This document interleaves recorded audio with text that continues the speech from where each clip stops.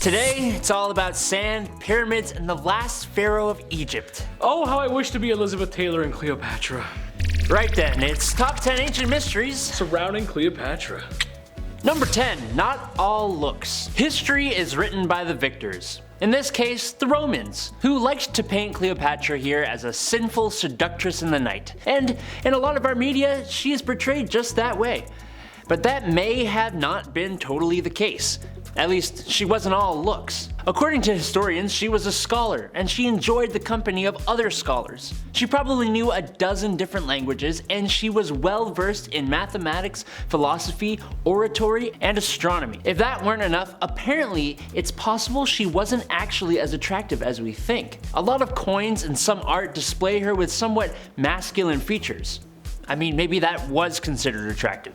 But some people believe these coins just show these features to make her look more powerful, as most rulers back in the day were men. She was a female pharaoh of Egypt. There's only a slim chance she was not an incredibly intelligent person.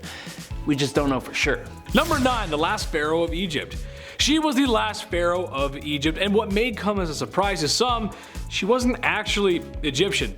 Okay, yes, she was born in Egypt, but she was of Macedonian descent. However, what's more mysterious than that is her passing.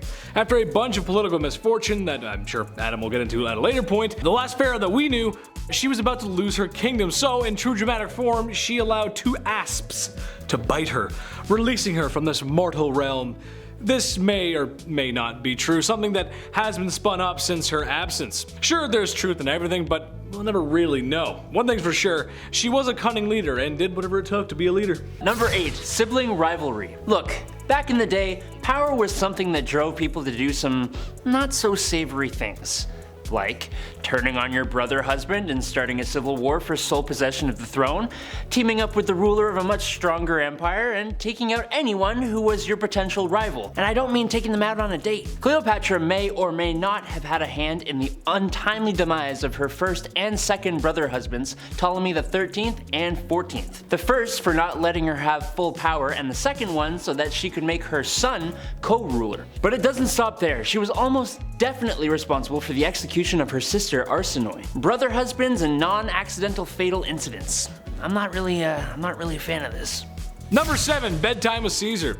When I said she was a cunning warrior and would do whatever it takes to be a great leader, I meant it. Cleopatra knew how to control the politics around her and the men who held power. She gave the thing that all men can't resist. Yes, that's right. Throwing rocks in a river. It's our favorite pastime. We just love doing it. I don't know. I'm just kidding. It was actually all the other stuff like wealth, power, and the devil's bedroom dance. You know what I'm talking about. Cleopatra had the men wrapped around her finger. All was going great if it weren't for a little political strife in Rome. She ended up with Mark Antony, then Octavian, aka Augustus. He was on the rise to power when the curtains closed, a republic had fallen, and an empire was here to stay for a long time. Long enough for a whiny teenager from Tashi Station to destroy a space station. Or something like that. Number 6, Trendsetter. Maybe you knew, maybe you didn't, but in 44 BC, Cleopatra went back to Rome with Julius Caesar as his not-so-subtle side chick, bringing their not-so-subtly named son, Caesarion, with them. And while he was totally with Calpurnia at the time, he even built a statue for Cleopatra in the Temple of Venus. This was pretty scandalous and had a lot of people doing the side-eye emoji, but it also had a lot of people being like, damn, look at this Egyptian lady, look at her style, her hair, her clothes. Our girl Cleopatra had an impact on the fashion in Rome, even if she was only there for 2 years until her mans got punctured like a fresh new bubble tea, except he was punctured 22 more times. Number 5, Isis Reborn. The Greeks called her Acid. She is an acid.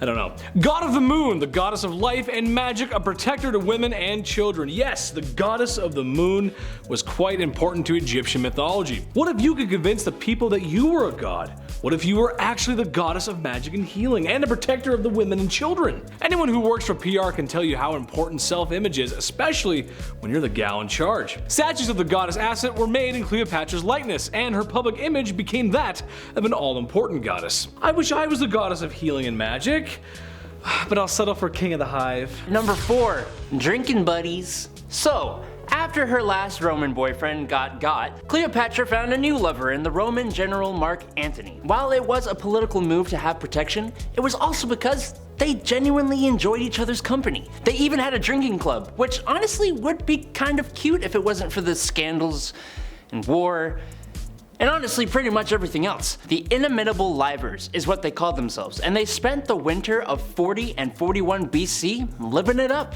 drinking and feasting almost every night. They had games and contests, and apparently these two lovebirds would dress up in disguises and go out into Alexandria and play pranks on people. Now that is actually pretty cute, I won't lie.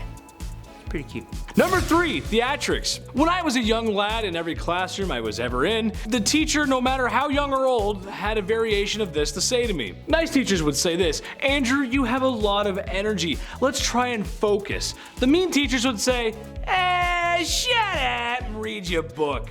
What am I getting at here? Well, in my mind, just because it was math class, that didn't mean it wasn't a stand-up comedy stage. Just how it goes. Cleopatra also felt this in her heart. No, not comedy, theater, or drama, just being extra, very extra. The whole revealing yourself by unraveling a rug is the definition of theater. There's also the whole Elizabeth Taylor connection.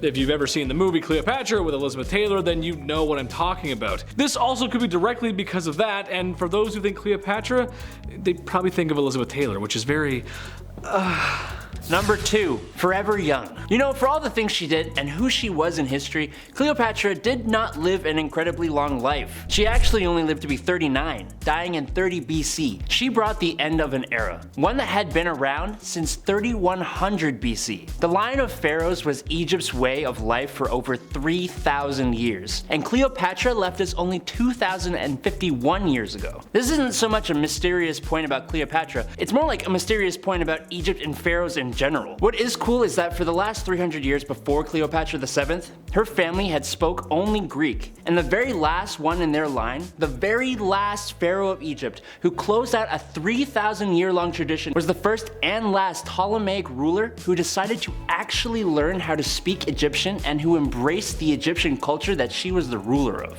Number 1, rumors and hearsay. Look, we've talked about a lot of stuff here on this list, but the trouble is we can't be too sure of what is true and what's Hollywood. The classical historical equation of a long time ago plus not enough primary sources of information multiplied by 2 cute internet hosts, well, we just don't know. We'd love to bring you the cold hard history facts with just a sprinkle of funny in there, but this list was difficult. So if you guys know anything about Cleopatra and her mysteries, please share. I'd love to hear it. Let us know in the comments below. But the truth is, there's just a lot of mystery surrounding the gal. That's just how it goes. Well, here we are at the end of the video.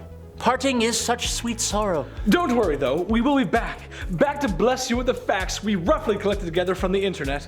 In the meantime, remember to like, comment, and subscribe here at Bumblebee, and check us out at our socials down below. I've been Adam Andrews. I've been Big Ched, and until next time, stay sweet, my little honeybees. Ta-ta and farewell. Not me. Not me. Not us. Who would've thought? Not me. When I said she was a cunning, don't you crack that water, but I'll break your goddamn fucking neck. You son of, I can't believe you. Number 5, Isis Reborn.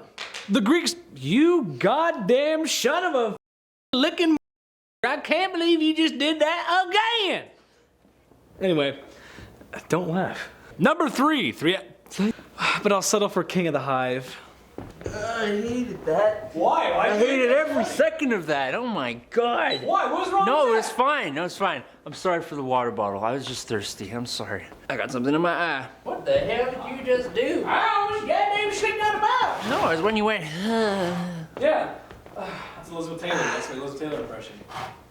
Yeah, there you go.